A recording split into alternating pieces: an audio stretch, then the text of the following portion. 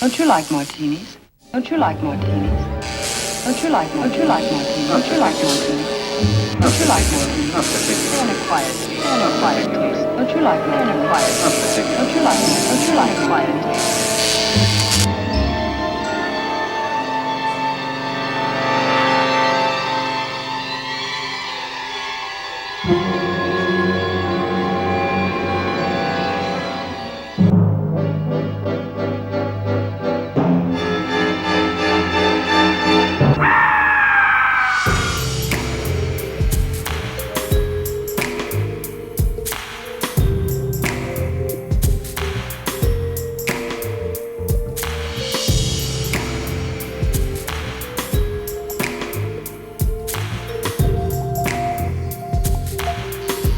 Don't you like martinis? Always have rhythm in your ship's shoes.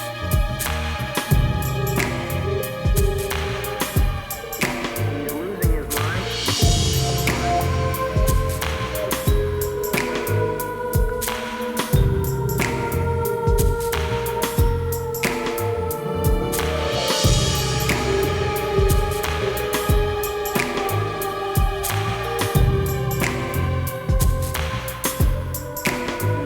his mind.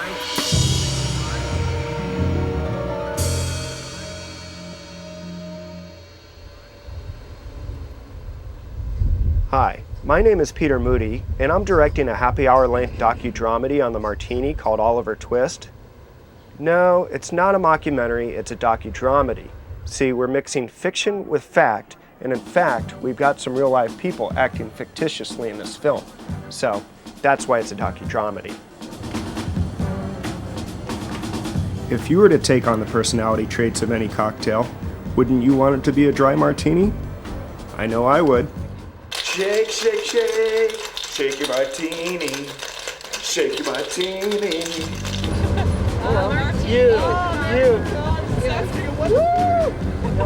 Yes, absolutely, and it's my favorite drink. You're a Martini! Yes! Why he became involved with the martini is something I don't understand. I would certainly rather drink the martinis than make films about them, but Well, that's true. yeah, so, but we wish him success. We just hope he finishes this film while we're still both young.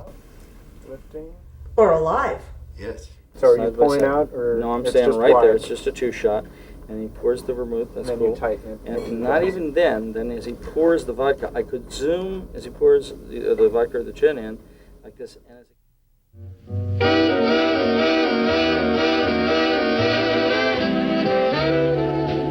Couple of jiggers of moonlight and add a star. Pour in the blue of a June night and one guitar. Mix in a couple of dreamers and there you are. Lovers hail the moonlight cocktail. Now The Martini now is the most popular cocktail being sold. It's a liquid icon of American success. It's a nostalgic passport to another era. It was a time when men wore hats, the deal was done on a handshake, the cars all looked like Mae West, a woman was either a lady or a dame. A relationship, that weird word we use today, was a love affair or a romance. And if you welched on the deal, you got shot with a .38. The Martini represents a time when modern and American meant good things, meant kind of sophisticated, technologically advanced, racy and elegant. So in a way, it kind of sums up a whole period in America that people might be somewhat nostalgic for now. It's really the ambiance. A lot of it is in your head, it's in your imagination. It is a ritual, too, of the evening. And the point of it is not to obliterate the evening, but just to kindle a fire under good things to come. My living room is modeled after my favorite bar, the Zam Zam, and I've got a photograph here taken in 1941, and it really hasn't changed much since. But more than its beauty, it was its bartender, Bruno, that made it unique.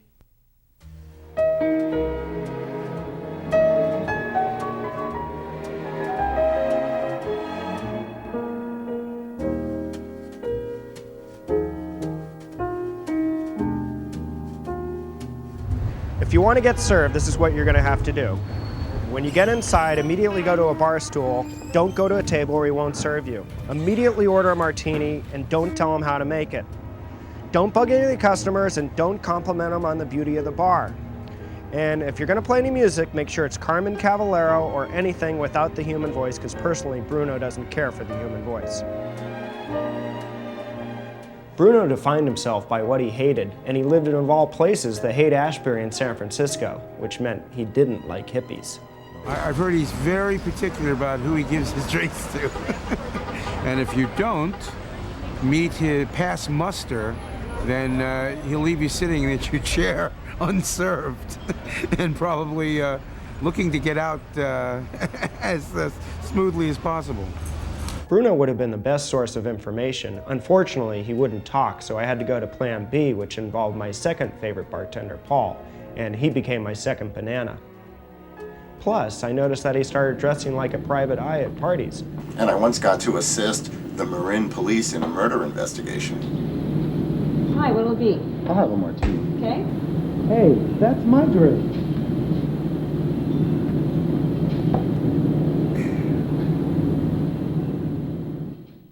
My name is Nick Martini, and I'm a private detective. My first martini was cool, dry, and intoxicating. She sparkled like liquid diamonds.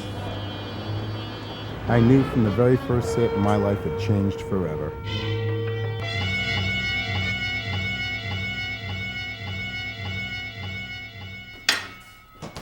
Hal Lipset is the world's greatest private investigator. In fact, you know the Francis Ford Coppola movie, The Conversation with Gene Hackman? Well, Gene Hackman's character is based on Hal. So I decided to send Paul off to meet Hal to get some on-the-job training.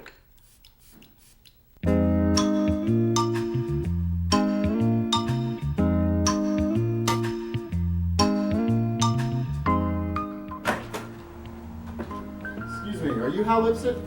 Yes, you must be Nick Martini. Yes, sir, I am. Is that your real name? Yes and no. You look better than the last fake detective that came in here. Thank you. How long have you been in the business? Oh, a little over an hour.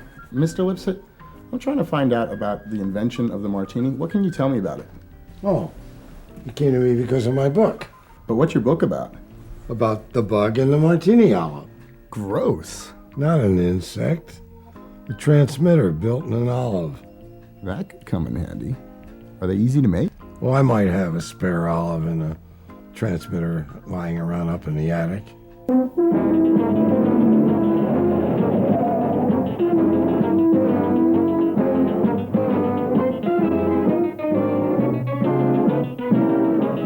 When you push the pimento this way, it becomes a receiver.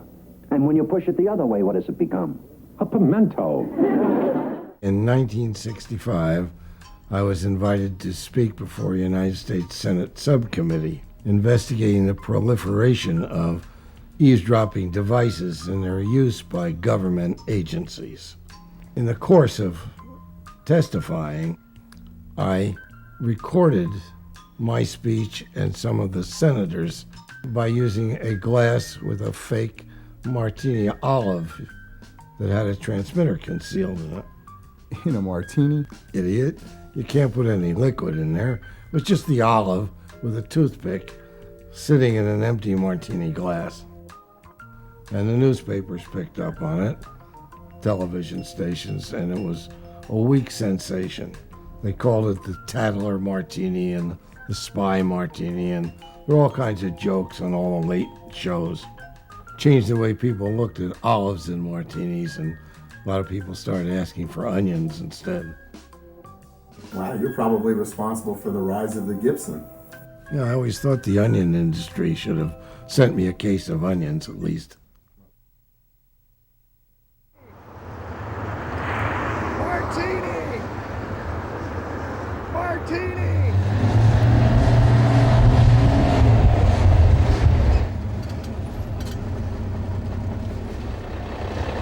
Excuse me, sir. Do you know where the martini comes from? I think it's from New York. New York made a lot of sense. After all, the martini is the Yankees of cocktails. So I sent Paul off to the Big Apple to sleuth it out. There he met up with Max Rudin, a renowned martini scholar.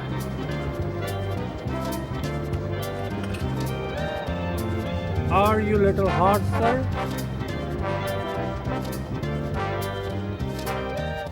Like most modern masterpieces, the skyscraper, jazz, the two-piece suit, the airplane, the Martini has its roots in the 19th century. And there are a lot of theories about where and when it was invented. There are West Coast theories. San Francisco claims they invented it. The citizens of Martinez, California, claim they invented it. There's some East Coast theories. There are even international theories, British, Italian.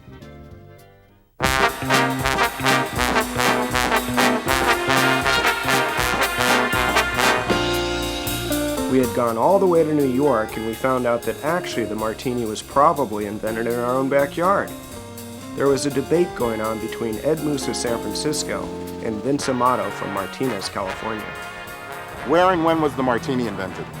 Well, as we all know, Jerry Thomas invented the Martini, as we now call it, in 1862 at the Occidental Hotel in San Francisco. It was transported later, but that was where it all began. And was that the same as the Martini we're drinking today? Well, it was a very sweet drink. It had a lot of liqueur in it. It had a glass of sweet vermouth, and it was anything but dry. It was a bigger drink, and it would probably raise your blood sugar about 30 points.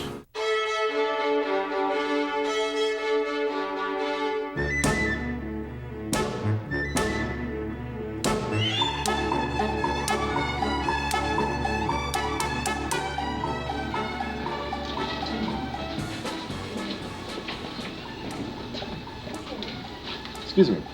Yes. Hi, are you Vince Amato? Yes. Mind if I ask you a couple questions? Sure. What about? Trying to find out about the history and the origin of the Martini. Oh, okay. Come to the right spot. Great. What can you tell me about the Martini's invention? How it was invented? Mm-hmm. A miner was coming from Sacramento on his way to San Francisco, and as you know, the Pony Express came right up through the street here. Matter of fact, we're going to get a Pony Express rider to the park. He asked the bartender, I'm going to San Francisco and I'm hot, I'm thirsty, and I'm kind of run down. He says, what do you suggest I should drink? I said, well, I don't know. He said, gin is a good drink for when you're thirsty. So he poured on some gin, and the guy said, God, that's awful, harsh by itself. And he says, well, let's put something else in it. And he says, vermouth is mild, we'll cut it with vermouth. So he put a little vermouth in there. And that was the origination of the Martini. The man went to San Francisco and ordered another one. And the guy said, what do you call this drink? He said, we call it the Martinez cocktail because that's where I had it for the first time. And from then on, it became the Martini. Now, when was that? 1886. The Martini was invented in 1886. Do a tight shot of that. Yeah. Ready? It's been documented in the books. Okay, just say the Martini has been invented in 1886. I just can say the answer. The Martini. The Martini was invented in 1886. 1886. So this spot right here is exactly where the first Martini was made? Well, there's been a dispute over it, different views about it. But the lady over there, born and raised in that house, she says she remembers the bar when it was still in action here. She might even come out and wave to us. She keeps her eye on this place pretty much. Martinez has always claimed the Martini. We've had the Martini fleet. Martini has always been a drink that we were proud of because the original name is Martinez cocktail. But if you have 2 or 3 of them and you say Martinez 2 or 3 times, say Martinez fast 3 times. Martinez. When it comes to Martini, you see? Sure. And after you had a few, you just say, give me another Martini. Give me another Martini. Okay. Mm-hmm. So that's how the name, I think, switched from Martinez cocktail to the Martini.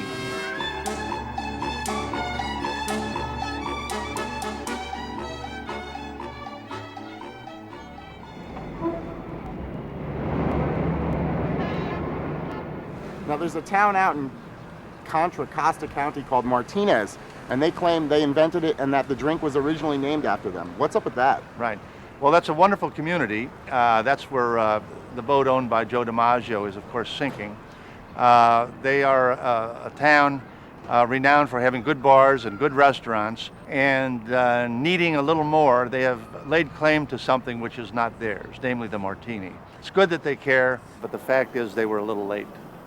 Anyhow, San Francisco claimed it, and they had their trial down there, which none of us responded, didn't even know about it until we read about it, that they were claiming the Martini. So we contacted them and say, you know, you guys down there, you claimed Joe DiMaggio, that he was born in San Francisco. It's not true. He was born in Martinez. He was raised in San Francisco. You're stealing him from us, and now you're going to try and steal our Martini. Someday they're going to plaque it. They're already talking about putting a plaque down here. Matter of fact, Harry Russo's still alive, who grew up with Joe, and they're still good friends. When you lose in one court, you go to another, and so they beat a path hurriedly back to the town of Martinez, had another trial which was unknown to anybody in San Francisco, and declared themselves the winner. Now that's not a bad strategy when you lose, but it doesn't in fact change the history of the drink. So we got a repeal, and the trial was held here in Martinez. Anyhow, we had the trial, and we did win, and it was a lengthy trial. San Francisco came over ready to fight, and we were here to have a good time. Matter of fact, on the bench, I had my portable bar. I was making martinis, and I gave them all to the judges, and we drank martinis. San Francisco didn't think it was funny, but when the trial was all said and done, Martinez is the birthplace of the Martini, and it can never be repealed. Appellate court judge, Superior Court judge, all said it, and it can never be taken away from us. I'm very interested in that retrial, and I thought that after you had won in a court of law that was enough, but I'm also kind of interested in the device with which we are recording. And the last time I saw that, I was with Hal Lipset. We were having a martini, and I just wondered if you and Hal were associates.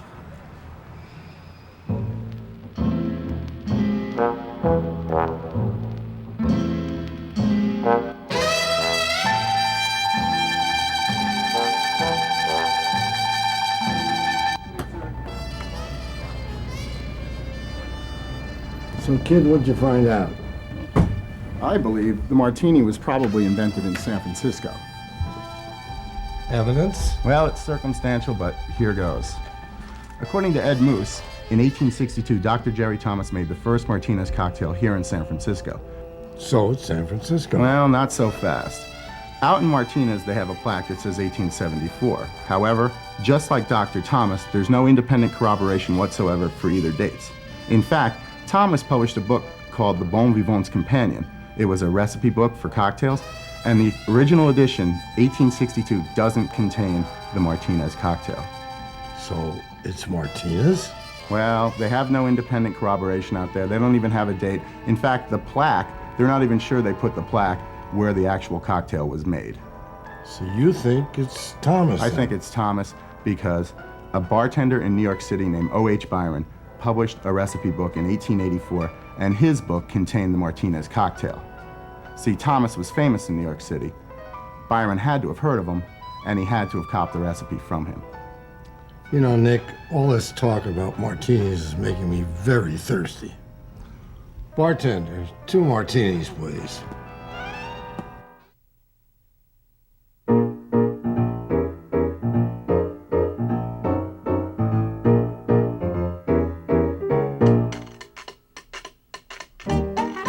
And the facts are that the martini is definitely an American thing, and it was definitely invented here sometime in the decade following the Civil War, because by the 1880s, recipes started appearing in bar manuals. These early recipes are extremely sweet. It started to get drier toward the end of the century, and by the dawn of the 20th century, really the dry martini as we recognize it was really invented.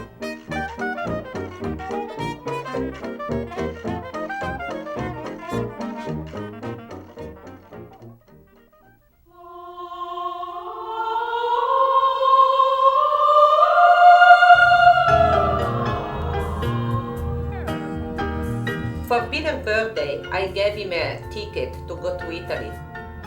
While we were in Italy, I had another surprise for Peter. My grandma set up an appointment with the Pope. So we went to the Vatican, and Peter was wearing a white polyester jumpsuit, while everybody else was wearing black. At a certain point, the Pope was ready to bless, and he asked the audience to bring up anything they want to be blessed.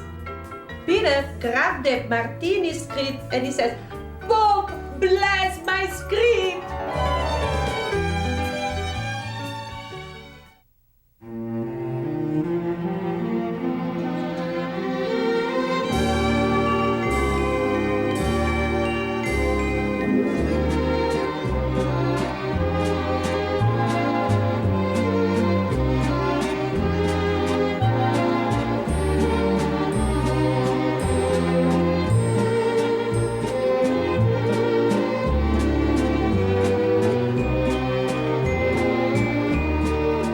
I think that the Martini is the icon of class and sophistication in society that we're slowly losing.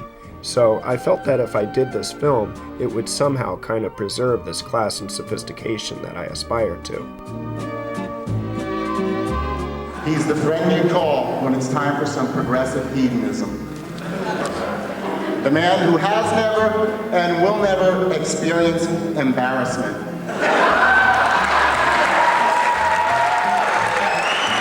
If he has passion, it's been reserved for this movie of his that goes on and on. Well, we don't know all well, about that. And Yeah. Mara, of Yeah, course, yeah, yeah. of course. I mean, and she's worthy of passion. During Prohibition, the Martini was king of cocktails. Well, actually, it was the queen of cocktails. It was the original chick drink. Well, that's true. It was the first time that men and women got together drinking in a social environment. Because before Prohibition, only men went to bars. They drank whiskey, they smoked cigars, and they urinated all in the same spot. Why would women want to go there in the first place? Can you imagine how it smelled in there? Prohibition became law, and contraband liquor, diluted by a nation's tears, flowed down the drain. Prohibition really accelerated the Martini, really made it skyrocket to the international prominence it has now. You know, Prohibition gave all forms of hard liquor a big boost, because if you're going to drive an illegal truck full of stuff, there's a lot higher profit margin on booze than there is on beer, so that's one thing. But it gave gin especially a boost, because gin was easier to counterfeit. I mean, you've heard of bathtub gin, and there's a reason for that. Gin was simply easier to fake than other kinds of booze.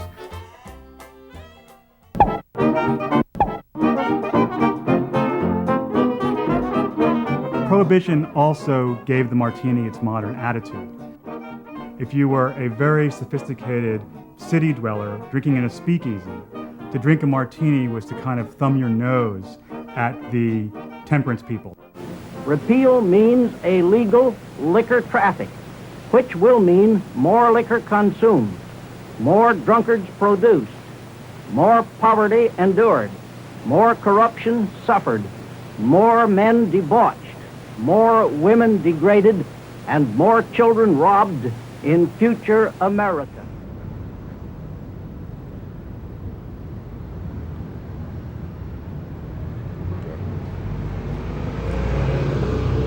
Well, this is the Martini Laboratory. You feel like experimenting? I'm ready for a few experiments. Okay. The coldest martini is the best martini. When you mix a martini, it should be so cold, your teeth are shattering, the shaker is frosty, and when you pour it into the glass, little bits of ice form in there. It should be so cold, you feel like you're skinny dipping in a Nordic lake with Greta Garbo. I think the martini is a very sexy drink. Martini is a drink that gives you sort of a confident vibe, you know, makes you feel unsinkable, unstoppable. You want to serve a martini with just the slightest amount of vermouth. You don't want it to be too wet. You can atomize it, or you can actually pour it out of a bottle. Might almost be as good as oysters when it comes to being very, very sexy.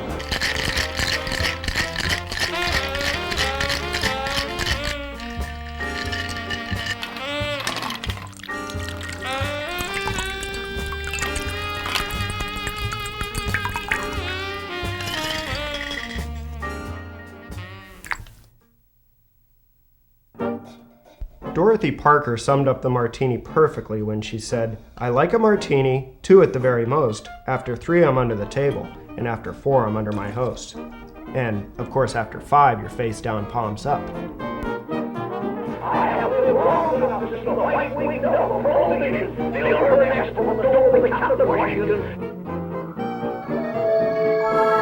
dreamer?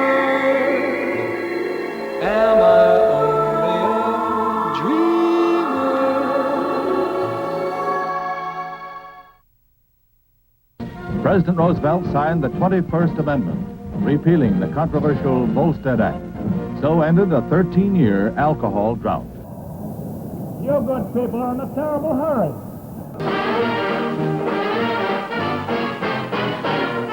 I favor the modification of the Volstead Act just as fast as the Lord will let us.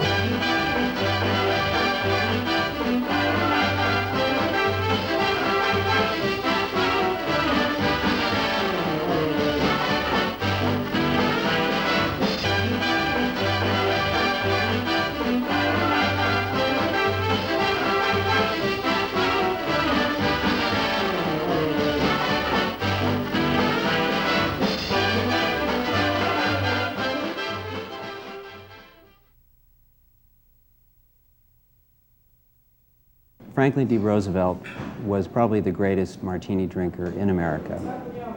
He was enthusiastic, a little sloppy at times. He once mistook gin for aquavit and mixed up a martini that probably blew everybody away. He liked to put a little olive brine in his martini glass, and this was called a dirty martini. The more you put in, the dirtier it becomes. He served a martini to Joe Stalin in 1943 at the Tehran conference, and the Russian dictator said, "It's very cold on the stomach." They managed to get the deal through. In fact, you could probably characterize the period of Roosevelt and U.S.-Soviet relations as 4 martinis and let's make a deal.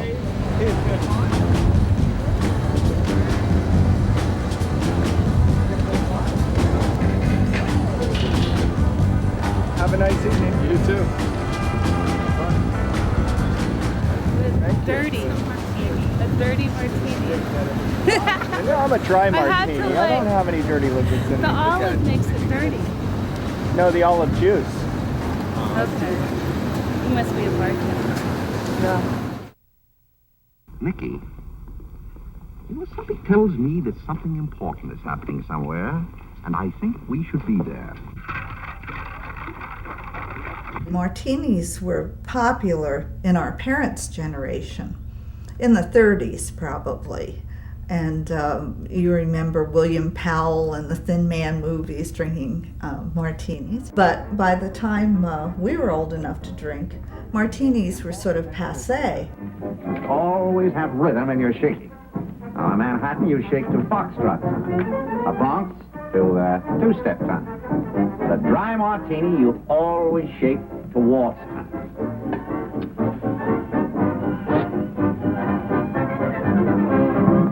In the early days, the martini was something that you allowed the bartender to make.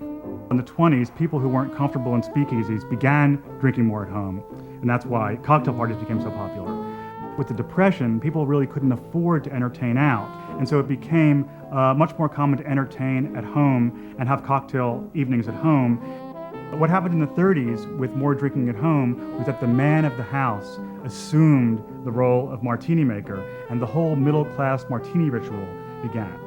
And this is the era when cocktail glasses and cocktail shakers became the most popular wedding gift. The idea was that if you were a gentleman and a head of a household, you were expected to be able to make a martini just as you were expected to be able to carve the turkey. So it became one of the manly arts. In addition to the martini cocktail, there's also the haberdashery end of the martini phenomenon. And here is a few of the examples of some of the wonderful things that have been made over the last 10 years that relate to martini with olives, martini with onions, the polo bear martini, the woman in the martini glass, and this is one of my favorites, just martini and olives. Then you've got another Martini version, Martini cufflinks, which if you want to get in on those. All right, I'd also like to show you these custom-made boots that were done for me about 5 or 6 years ago. And, you know, what's great about them is I can use them for formal wear because of the black and white thing, and with a tuxedo they look really good as well. You know, they're, you know, when I die I want to be buried with my boots, and hopefully they'll remember to do that, you know. Okay, so on the fretboard here I had inlaid probably the 10 most highly collectible cocktail shakers. And since I've owned all of these and sold them over the years, this is a way that I could keep them, and it's sort of my tribute to the cocktail shaker. And this has got them all: the Penguin, the Zeppelin, the German Zeppelin, the golf bag, this blue, kind of looks like those old-fashioned balloons from the 40s, the lighthouse, the dumbbell, the cranberry leg, and probably one of the most collectible of them all is this whole Manhattan set.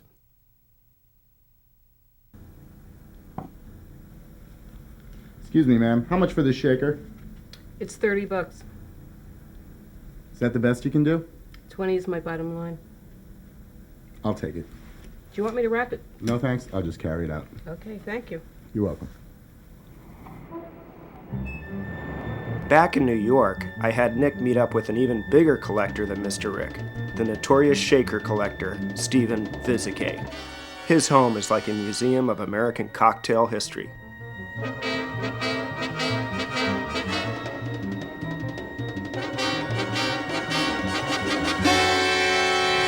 Why are you following me? I wasn't following you. I was following the cocktail shaker. What's the big deal about the shaker? It's a famous cocktail shaker. It's designed by Norman Bogettis. It is?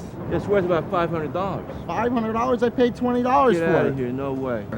I have a book out about cocktail shakers. You do? I have over 1,000 cocktail shakers. Really? I can show you this in a book. Oh, I'd love to see You want to it. see more? You want a martini? Yeah. Come on. All right. If your pad is a wax museum, be a swinger if you dare. Join the ranks of the young and exotic, following a millionaire. A glass and a shaker, our host is a real scene maker. You know, that thing should be in a museum. Funny you should mention that. Nick, this is your skyscraper cocktail shaker right here. Now, it's a little-known fact that in 1930, the Chrysler Building and in 1933, the Empire State Building were both designed in the shape of cocktail shakers. Maybe not really, but the skyscraper was the new deity of architecture, and everything else followed suit. We had skyscraper bookcases, skyscraper chairs, and skyscraper cocktail shakers. Or would you like to see a Penguin cocktail shaker? 1930, Penguin was popular because it always had a natural tuxedo. Now you could get a free cocktail shaker by saving cigarette coupons. And all you had to do is smoke 630 packs. Hey, what's that over there? Let's take a look.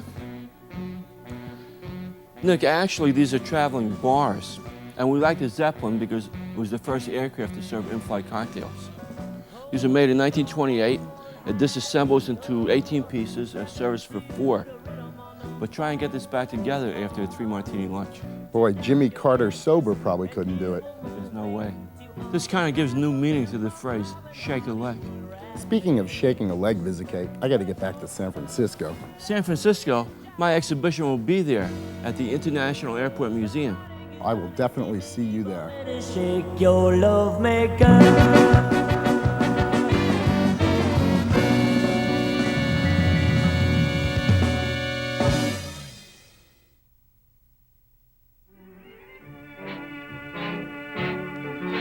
Did you ever see a dream walking? Well, I did. Did you ever hear a dream talking? Well, I did. I think it's the glass. I think it's the glass, man. Oh yeah, definitely the glass. It's clean. A martini. The martini glass, an obvious classic, really evolved out of the saucer champagne glass at the beginning of the century. What happened was that as modernist style came in, both homegrown influences as well as influence from the Bauhaus and the Wiener Werkstätte abroad, the curved saucer shape gave way to a more angular, geometric shape, and the martini glass was born, essentially. The stemmed, straight-flared V started out because it looked great with the zigzags of Art Deco. No one then, I think, could have predicted that it would continue to look great for 40 years after that, and that it would look as good with Art Deco then as it would later on with the 50s new look.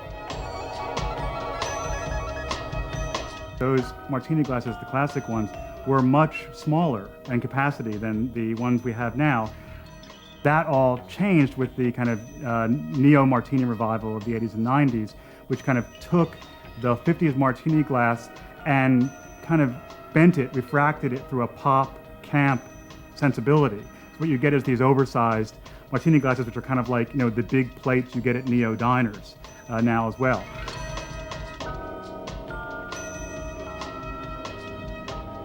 But I mean, there's a lot to be said for the smaller shape. For one thing, the martini stays cold as you drink it. For another thing, you can order a couple of rounds and feel like a big shot. In fact, the martini glass is one of the few American designs to make a seamless transition from modern to modern.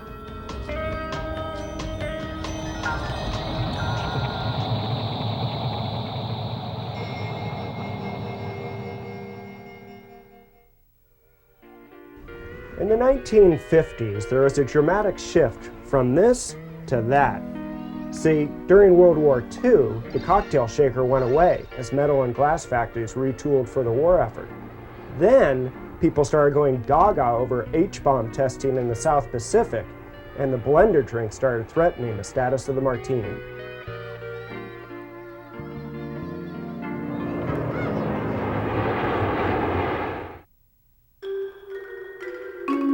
This guy called me up out of the blue and challenged me to a debate over the martini versus tiki. I didn't know there was a rivalry. I thought we were all one happy cocktail nation. But bring him on. The martini is for romance. The zombie is for sex. Martinis can make you a zombie. What's more romantic than Mai Tais on the beach? Martinis in the penthouse. The martini is success. The P38 is excess. The martini is work. The vicious virgin is play. The martini is masculine. Chicks dig tiki. The martini is Frank Sinatra. The blue Hawaii is Elvis. The martini is the waltz. The fog cutter is the limbo. You sip. You suck.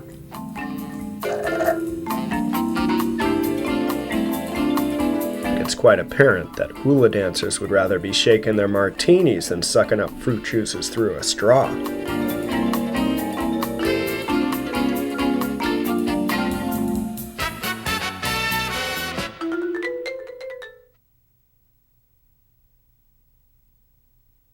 The very first time I ever saw someone drink a martini, I think I was probably about 5 years old watching a James Bond movie. And ever since then, I've always been a big fan of the martini.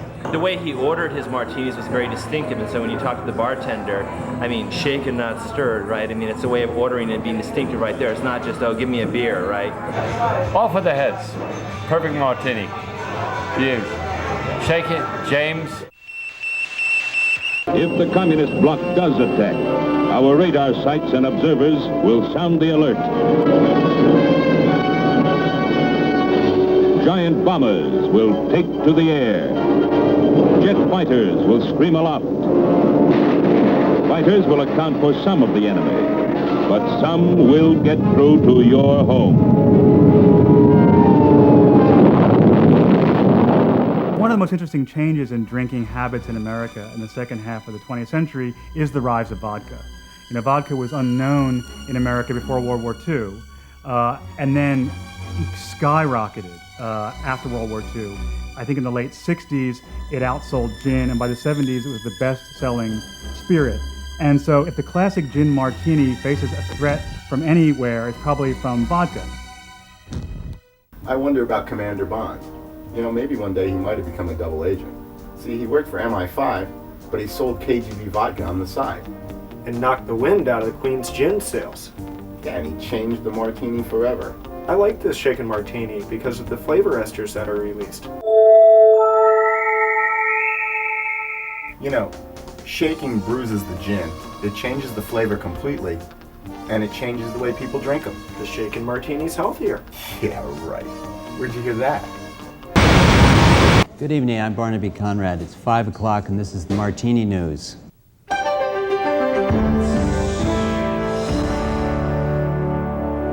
Welcome back. Well, did James Bond really know the secret to a long and healthy life?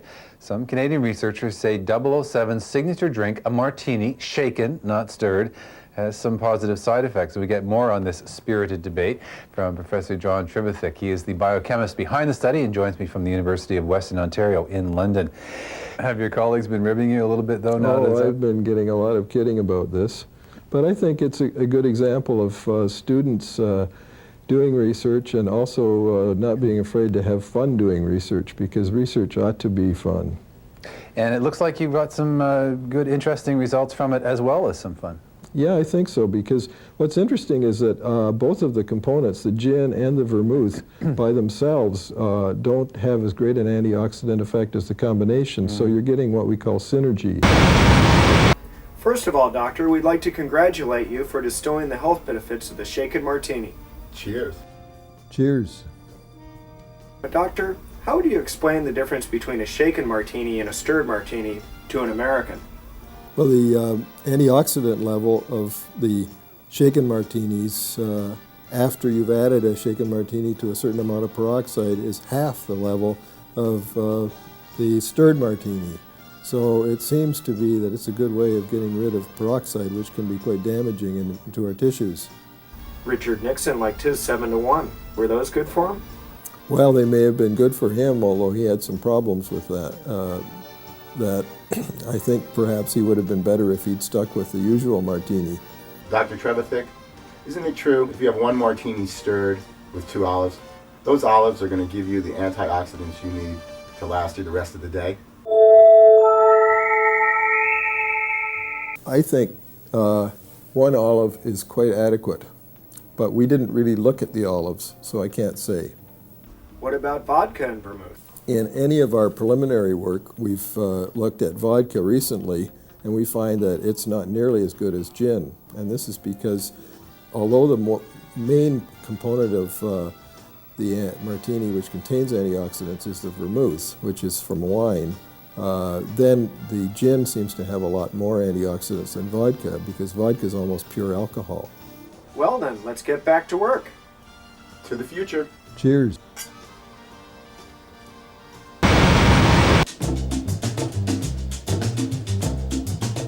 When the martini became associated with corporate culture, with the company man after World War II, it basically was being set up for a fall. When the 60s youth culture started and rejected everything about the establishment, they rejected the martini along with it. I mean, let's face it, the martini was the establishment drink. FDR had made it that when he mixed the first legal martinis in the White House, and it stayed the establishment drink through the late 60s, when it was basically rejected along with all other kind of trappings of establishment culture. A drink that had started out representing unsentimental American truth ended its career, or at least its first phase, when it began to seem to represent American falsehood and sham. I hate that the martini is constantly almost ruining my life. Just ask my wife, my friends, my liver. I don't even like martini. A friend of ours gave this clock as a wedding gift. I'm representing champagne, Peter is representing martini. Martini is an American drink. Champagne is well known all around the world. Martini you can have it in any bar. Champagne you can have only on the special places. Martini's success, champagne is the ultimate celebration. I took him to this famous bar in Milan called Bar Magenta, who was very popular to make martini. Big disappointed, they didn't serve the martini was talking about. They just served vermouth, that's what the Italian meant. Questo cocktail era formato al 30% di martini dry e al 70% di gin. The martini is the Peter mistress. It's shaped like a woman, but it's cold and I'm hot. You know, maybe the cocktail will replace Mara, though. It appears to be. It's possible. Hope he doesn't go that far off the deep end. Oh, he's crazy. Well, and of course he has been off the deep end many times.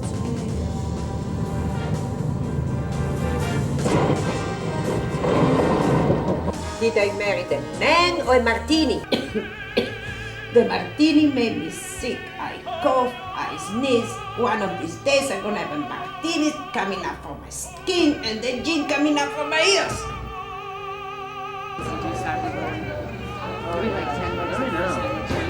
I don't know what I'm gonna do. I haven't even thought about it. I was thinking more just like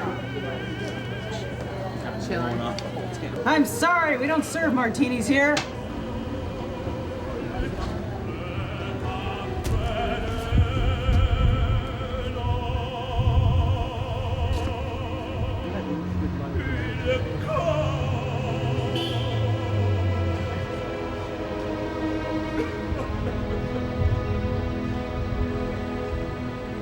Humphrey Bogart's last words were, "I should have never switched from scotch to martinis."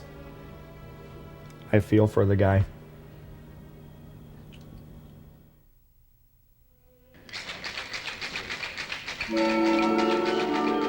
I have lived long enough to see the white-winged dove prohibition fill her nest for the door of the counterpoint.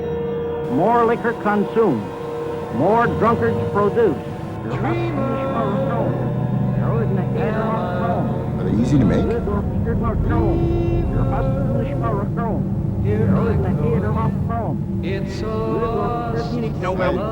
Did I marry the man or the martini? I'm sorry, we don't serve martinis here. My first martini memory dates back to when I was 6 years old. I used to watch red-winged blackbirds sucking juniper berries and flying around drunk. Come look at my martini sweater. He asked me if I would knit him a sweater with a martini glass in front. Don't you like martini? You stink in bed. You don't just drink it at a truck stop or at a picnic that's covered with ants. I never thought I'd have a good martini in a sports stadium. He has been off the deep end. It's like a back dive. I don't know where we're going and I don't know what's going to happen, but I trust Peter Pan. Dreamer! I hope you don't plan on getting laid tonight. Are you afraid to end this movie? Is that what this is all about? Don't you like martinis? This is my card, I married the martini.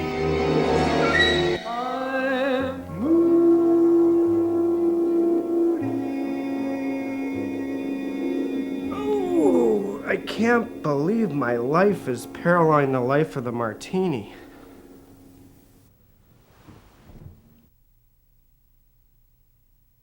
First of all, the businessmen who gave it a bad name in the 60s and 70s, first of all, had switched to Chardonnay and fizzy water by that time. So the martini was getting detached from all those symbolic associations, and for that reason was ready to be seen again, just the way we see other modernist masterpieces from America, just the way we see KitchenAid blenders, just the way we see the Seagram building, just the way we see the great furniture from Herman Miller and Knoll. Well, that is quite a departure, Charles, and it looks wonderfully comfortable. Tell us something about it. I think after a while, though, people realize that nobody's going to live forever, so you might as well have a good time while you are alive. And there is a difference between existing and living, just as there is between eating and dining or having sex and making love. Martinis have come back because people need ritual in their life.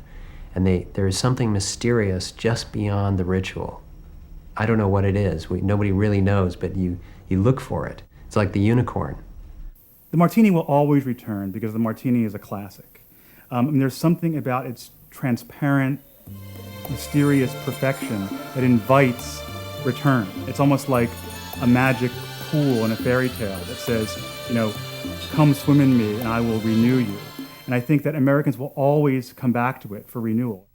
When the blueberry and chocolate hazelnut Martini have gone the way of the fluffy ruffles and the pom-pom, which, believe it or not, were popular drinks in the 20s, the Martini will still kind of reign in pristine perfection because the classic Martini is a classic and they're not. Nick, all this talk about martinis is making me very thirsty. Bartender, 2 martinis, please.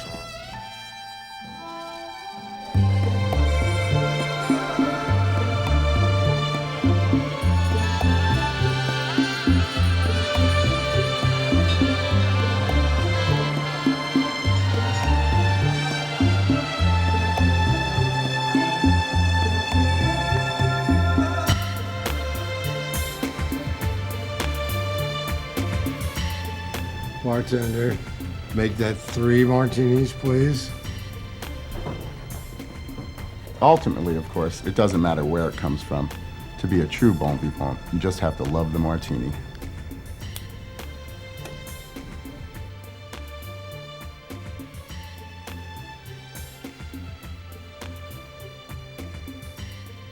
The martini is mysterious, powerful, and elegant. To the past. To the present. To the future. The Martini shot is a tradition that started in the early days of filmmaking and has continued with such directors as Barry Sonnenfeld and Ridley Scott. When the first assistant director calls the Martini shot, it signifies the last shot of the day. Crew members start wrapping equipment that isn't being used, and one of the crew members will make a martini, so that by the final take, that martini is ready for the director.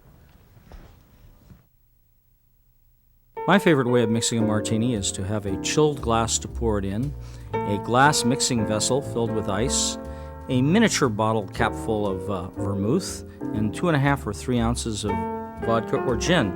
If you're using gin, you need to stir it more bruisingly. Gin requires that. Vodka just needs a simple stirring.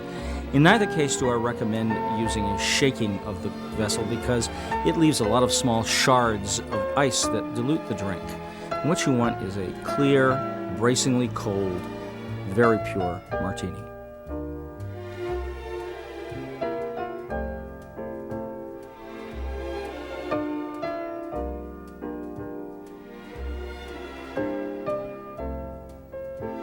The final touch as you pour your martini into the chilled glass is usually just a twist of lemon sliced very thin so there's almost no white in it.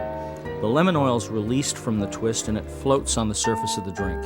And to me, that is the true crowning touch of an authentic martini. That had rhythm and your timing on the pour, and he got in a few feels closer, and it just it all went just. Oh, that was perfect. It's what it should be. I can live with the martini. It's not that bad after all.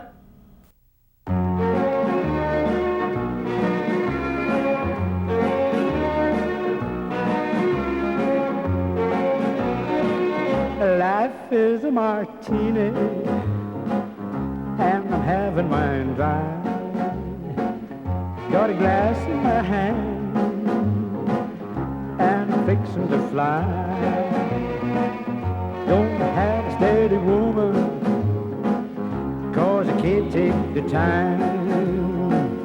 And I don't have to worry, 'cause I don't have a dime.